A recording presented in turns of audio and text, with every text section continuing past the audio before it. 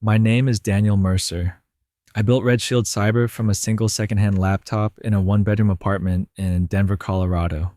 No investors, no shortcuts, just long nights, cold coffee, and a determination no one could take from me. But last Sunday, I learned something family can try to take everything. We were at my parents' house, the same dining room where I'd done homework as a kid. The smell of roast beef filled the air. My father, Edward, stood at the head of the table like a general addressing his troops. My mother, Martha, quietly sliced her food into perfect squares. My brother, Jason, lounged back in his chair, grinning like he already knew the outcome. Edward's voice was calm, but I knew that tone it was in order. "You're going to sell the company," he said, "and help your brother launch his next venture." I set my fork down. No. The clock in the hallway ticked louder. Jason's grin widened. Edward's jaw tightened. Then without another word, he struck me. Hard. The slap echoed off the walls like a gunshot. I didn't yell. I didn't argue. I just tasted blood and stared back at him. He thought he'd put me in my place. He didn't know I'd already decided to disappear and take every piece of leverage with me. If you've ever had to fight for your freedom, hit subscribe. Because what happened next will make you rethink what revenge really means. My name is Daniel Mercer. I'm 34 years old, and I built RedShield Cyber from a secondhand laptop in a cramped one-bedroom apartment in Denver, Colorado. I didn't have investors. I didn't have safety nets. What I had were long nights, cold coffee, and a stubborn belief that I could make something no one could take away from me. In the early days, I lived on instant noodles and dollar store canned soup. My apartment walls were thin enough that I could hear my neighbor's TV at all hours. While most people my age were out on Friday nights, I was glued to a screen hunting down bugs and lines of code that only I cared about. And yet, every month I sent part of my earnings back home. My parents never asked. I just thought, that's what family does. Support each other. I remember one winter when the heating in my apartment broke. I typed in gloves, my breath visible in the air. But I still made my deadlines. Still pushed updates to my clients, small businesses, mom and pop shops, a local trucking company that trusted me with their security. 5 years later, RedShield wasn't small anymore. 17 employees, state contracts, corporate clients, recognition in tech magazines I'd once only read in a library. But here's what I didn't see coming. Success doesn't just bring opportunity. It brings eyes. And sometimes, those eyes are watching from across your own family's dinner table. My father's name is Edward Mercer, 30 years in the United States Air Force. He retired with medals on his chest and a voice that could cut through any room. Even in Denver, far from the bases he commanded, he carried himself like a man still on duty. Shoulders squared, eyes scanning. Every conversation was a briefing, every question a test. Growing up under his roof was intense. Chores weren't suggestions. They had deadlines. Grades had consequences. Dinner wasn't just a meal, it was a debrief. You spoke when spoken to, and you didn't challenge orders. Edward believed in discipline and chain of command and family as a unit, but in his version of family loyalty flowed upward. Whatever you achieved, whatever you owned, it ultimately served the mission, his mission. When RedShield Cyber started making headlines, he didn't congratulate me. He analyzed me. Wanted to know revenue staffing contract lengths. Not because he was curious, but because he was calculating. I remember the first time he brought up my brother Jason's business ideas. He didn't ask if I wanted to help, he told me it was my duty. Family builds legacy, he said. The Mercers don't think small. At the time, I thought he was proud. Now I realize he was laying the groundwork. Because in Edward Mercer's world, success wasn't yours to keep. It was a resource. And resources are to be deployed. My brother Jason Mercer is 31. If I'm the quiet one, Jason is the voice you can hear across a crowded bar. Charming, confident, always ready with a story that makes you believe he's one step away from greatness. He's had more next big things than I can count. A coffee shop chain that folded after 6 months. A rideshare app that never made it past the prototype. A cryptocurrency fund that evaporated in a market crash. Each time there was a reason. Bad timing, wrong market. Investors who didn't see the vision. And each time my father backed him, sometimes with money, always with approval. When Jason crashed Dad's truck at 17, Edward called it a learning experience. When Jason dropped out of college, it was pursuing entrepreneurial opportunities. I never saw the same grace. I had to prove myself twice over, and even then my success was met with silence. Jason and I aren't close. We never were. He lives like gravity doesn't apply to him, floating from one idea to the next, knowing someone will catch him when he falls. But the thing about people like Jason, when the net stops catching them, they don't change. They just look for a new net. And when RedShield Cyber took off, when the headlines came, I saw it in his eyes. I was going to be that net, whether I wanted to or not. It started like every other family dinner. Sunday evening, my parents' house in the suburbs of Denver, roast chicken in the oven, the old clock ticking in the hallway. Jason was already there, leaning back in his chair, phone in hand. My father sat at the head of the table, hands clasped, eyes fixed on me before I'd even taken my seat. I didn't know it yet, but the dinner wasn't about food. It was about the pitch. Halfway through the meal, Jason set his phone down and smiled like we were co-conspirators. "Danny," he said, "he's the only one who still calls me that. I've got something big. Artificial intelligence for restaurant management. The market's exploding. We could own it." I took a slow sip of water. "Yeah," he said. "You got the tech team, the infrastructure, the clients. I've got the vision. All we need is a little capital to get the prototype off the ground. 300 grand. I didn't answer. My father did. "Daniel, this is legacy. Family builds together. The Mercers don't pass on opportunities like this." The words were dressed up as unity, but the tone was in order. I looked at Jason, the grin, the confidence, the absolute certainty that I would say yes. And in that moment, I realized something. This wasn't a proposal. It was an expectation. 2 days after that dinner, my father showed up at my office. Not in casual clothes. Not like a father visiting his son. He came in full dress uniform, medals, polished shoes, shining posture, perfect. The receptionist tried to stop him. Nobody stops Edward Mercer.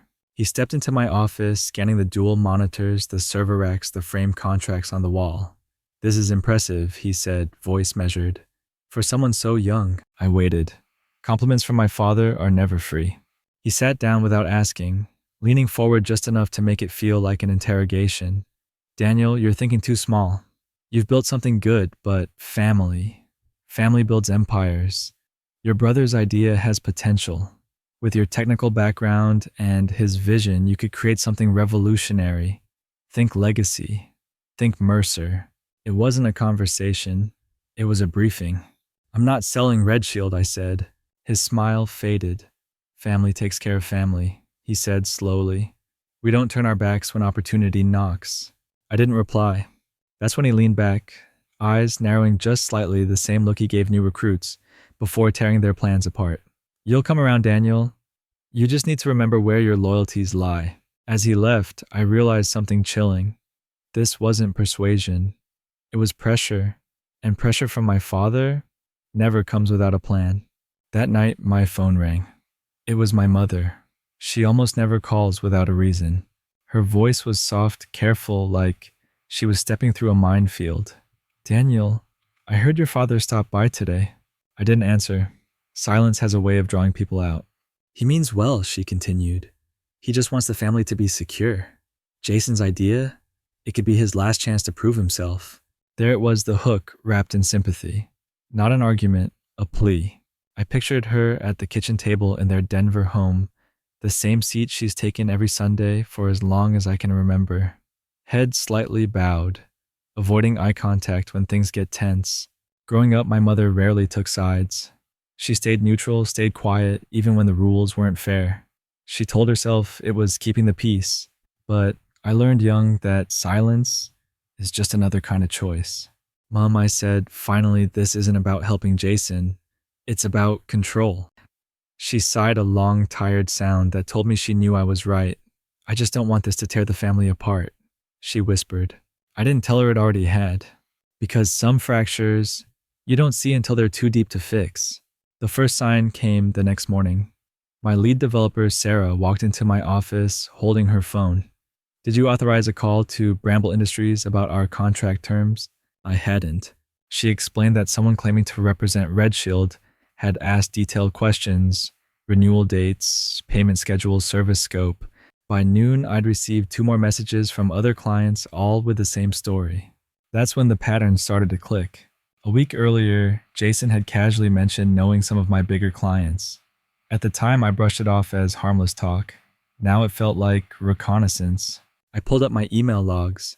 3 unusual logins, all from IP addresses tied to a former intern, someone who'd left on bad terms, and happened to be friends with Jason. It wasn't just my clients. My accountant left a voicemail saying someone had requested copies of our state business filings. Then the county assessor's office called, confirming a request for our last 3 years of tax records. Individually, each thing could have been random. Together, they were a map of my company's entire structure, and someone was tracing every line. I knew my father's style: control the field, remove escape routes, apply pressure until the target breaks. But I wasn't a recruit anymore. If they wanted a war for RedShield Cyber, I was ready to fight on my terms. The second dinner came faster than I expected. Same house in the Denver suburbs, same seats, same unspoken agenda. Jason talked about his investor meetings like they were already signed deals. My father nodded along as if every word was gospel. My mother stayed quiet, eyes fixed on her plate. Halfway through, Edward put his fork down. "Daniel, have you reconsidered?" I didn't even look up from my food. No, the room went still. The ticking clock in the hallway felt louder than my own heartbeat. Jason leaned back, a smirk tugging at his mouth. "Son," my father said, voice dropping lower, "don't make me repeat myself." I finally looked at him. "I built RedShield. It's not for sale." That's when it happened. The slap cracked through the room sharp and fast. My chair rocked back. The metallic taste of blood filled my mouth. For a moment, no one moved. My mother's fork slipped from her hand. Jason just watched, no shock, no protest. Edward stood over me, his breathing steady. This wasn't a burst of anger. It was calculated. A display. A reminder of who he thought was in control. I wiped my mouth with my napkin, folded it neatly, and placed it on the table. "I won't be back," I said, and I meant it. I drove back to my apartment in downtown Denver without turning on the radio. No calls, no music, just the sound of tires against wet pavement. The sting on my cheek was already fading, but the clarity in my mind was sharper than ever. I knew how my father operated. You don't win by shouting. You don't win by hitting back in public. You win by moving pieces before the other side knows the game has started. So that night, I didn't call him. I didn't answer Jason's texts. I didn't even acknowledge the slap. Instead, I opened my laptop, the same one I'd used to write RedShield's first lines of code, and started a list. Not of the grievances, of vulnerabilities. Who had access to what? Which accounts needed to be moved? What contracts could be locked down before they tried anything else? By midnight, the list was 2 pages long. I sent one email to my attorney about updating my emergency contacts and removing my parents' names from all business documents. Another to my accountant about transferring my liquid assets to a separate bank under my name only. No announcements, no confrontation, just quiet, deliberate moves. Because revenge isn't about making noise. It's about making sure when the final blow lands, they never saw it coming. The first step in any counterattack is knowing exactly what you're up against. I started digging. Every suspicious email, every unusual login, every client complaint that didn't make sense at the time. One stood out: an email to Bramble Industries, supposedly from my operations manager, asking for updated security protocols. The grammar was off. The signature block was outdated. I traced the IP address. It didn't lead to my office. It led to a co-working space on the south side of Denver, one Jason had posted about on his social media a month earlier. I kept going. Invoices for consulting services billed to my company without my approval. Calls to vendors from blocked numbers asking for copies of contracts. Then I found the smoking gun. A shared document on a cloud drive I'd long forgotten about, last accessed 2 days ago. Inside were spreadsheets listing every RedShield client, their renewal dates, and their payment terms. The account that accessed it registered under an alias, but the recovery email was Jason's personal Gmail. I took screenshots of everything, timestamped them, backed them up to an encrypted drive, because if they wanted to play dirty, I needed more than suspicion. I needed proof, the kind that could shut them out of my world for good. By the time I closed my laptop, I wasn't just defending RedShield anymore. I was building a case. By Monday morning, my list of vulnerabilities had turned into an action plan. I met my attorney Rachel Liu in her downtown Denver office, a glass-walled corner space that looked straight out over the skyline. She was blunt, efficient, and exactly the kind of person you wanted when things got ugly. I slid a folder across her desk. Inside every screenshot, every log file, every trace that tied Jason and indirectly my father to the breaches. She flipped through in silence, occasionally raising an eyebrow. "This is thorough," she said finally. "You could press charges for corporate espionage." "Not yet," I said. "First, I want them locked out of everything." Within an hour, she'd filed amendments to remove my parents and Jason from every corporate document where their names still appeared. Emergency contacts, legacy beneficiaries, even old shared banking authorizations I'd forgotten about. Next came the accounts. My accountant Marcus set up a new corporate treasury under a separate tax ID, completely isolated from the old structure. Every contract payment would route there starting immediately. We also placed non-disclosure and non-compete clauses into my key employees' contracts, effective immediately, just in case Jason tried to poach them. All of it happened quietly. No warnings, no confrontation. By the time they realized what I'd done, they'd find the doors closed, the locks changed, and that every key they thought they had, worthless. 2 days after locking everything down, my phone buzzed with an unfamiliar number. When I answered, a voice I hadn't heard in over a year came through. "Daniel, it's Mark Ellison. We met at that cybersecurity summit in Seattle." Mark was a partner at a private equity firm that had once made an offer for RedShield, an offer I'd turned down. "I know the timing's odd," he said, "but are you still opposed to acquisition talks? We've got a portfolio company looking to expand into government contracts. Your infrastructure would fit perfectly." I didn't answer right away. A week ago, the idea of selling felt impossible. Now, after everything my family had tried, it sounded like freedom. "What's the number?" I asked. "40 million all cash, 30-day close. We can have our people in Denver by Friday." I leaned back in my chair, staring at the skyline outside my office window. Seattle, Denver, 2 cities, 2 lives. One was mine. The other was the battlefield my father and Jason thought they controlled. If I sold, they'd never touch RedShield. Never touch me. "I'll think about it," I said. But I already knew. This wasn't just an exit. It was the checkmate they'd never see coming. 2 nights before I was set to meet Mark's team in Seattle, Sarah, my lead developer, knocked on my office door, holding a flash drive. "You're going to want to see this," she said. It was a copy of a private message thread between Jason and someone named Vince. The conversation wasn't about restaurant AI. It was about debt, a lot of it. Vince wasn't a tech investor. He ran a high-stakes poker ring in Las Vegas. Jason owed him over $200,000. The AI startup was just a front. The funding my father was pushing me to provide wasn't seed money for innovation, it was a bailout. Vince had given Jason a deadline, and if he didn't pay up, there would be consequences. I kept scrolling.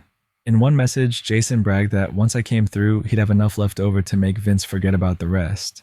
In another, he mentioned my father knew part of the situation, but didn't need the details. So that was it. The late night calls, the pressure, the slap at dinner. Not about legacy, not about family. It was about covering Jason's mess and using my company to do it. I copied the files, encrypted them, and stored them with the rest of my evidence. Selling RedShield wasn't just my escape anymore. It was the one move that would collapse their entire plan. Friday morning, 10 a.m., I signed the final papers. $40 million, 30-day close. But the transfer hit my account within 4 hours. RedShield Cyber. The company I'd built from nothing in a Denver apartment now belonged to someone else. My employees kept their jobs.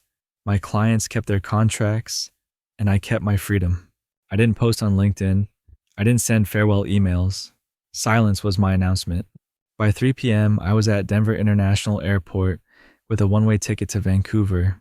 My phone buzzed nonstop calls from my father, texts from Jason, but the number they had no longer worked. Before boarding, I sent one last email from a disposable account to my parents' address. RedShield has been sold. I'm relocating permanently. Do not attempt to contact me through business channels or legal representatives. This decision is final. I scheduled it to send Monday morning exactly 1 hour before the press release. Then I deleted the account. As the plane lifted off, Denver's skyline faded beneath a layer of clouds. I didn't feel regret. I felt light. They'd played their game. I'd played mine better. 6 months in Vancouver felt like another lifetime. I woke up to the sound of gulls instead of traffic. I wrote code because I wanted to, not because I had to. Then, one evening, Jacob, my former operations lead, stopped by during a business trip. Over dinner, he dropped the update I didn't ask for. Jason's AI startup folded in 3 months. Investors pulled out after they couldn't verify any of his technical claims. Your dad? Well, let's just say he's not happy. I didn't feel satisfaction. Not exactly. More like confirmation. A few weeks later, Rachel forwarded me an email. It was from my mother. Short, careful. I hope you're safe and healthy. I think about you every day. No mention of Jason. No apology for the dinners, the pressure, the slap. Just a line that read, if you ever want to talk, I'm here. I closed the message without replying. Not out of anger, out of clarity. Some bridges once burned stay burned, and sometimes leaving them that way is the only way forward. Now, when I look out over the harbor, I don't see escape. I see space. Space between me and the life that would have swallowed me whole. They taught me loyalty meant sacrifice. I learned loyalty also means knowing when to walk away and never looking back.